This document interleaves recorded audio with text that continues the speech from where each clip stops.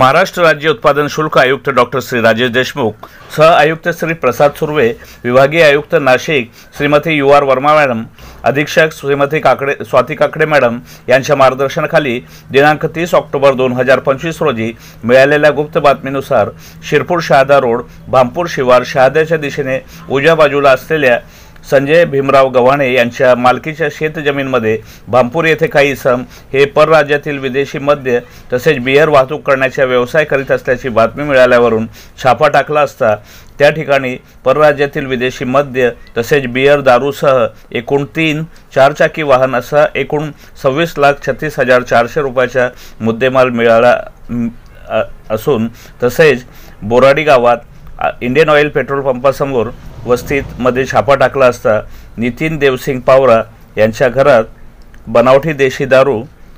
तसेच दारू बनवण्याचे साहित्य असं 2 गुन्ह्यामध्ये एकूण 26,98,000 रुपयाचा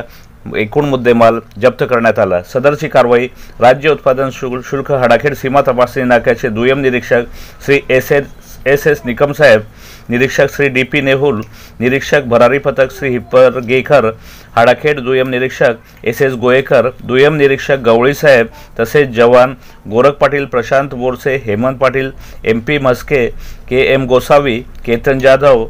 वाहन चालक निलेश मोरे, विजय नाहोदेव व रवींद्र देसले यांच्या पथकाने सदरची कारवाई केली। हाडाखेडहून संपादक निलेश कुमार दुबे, सत्य न्यूज।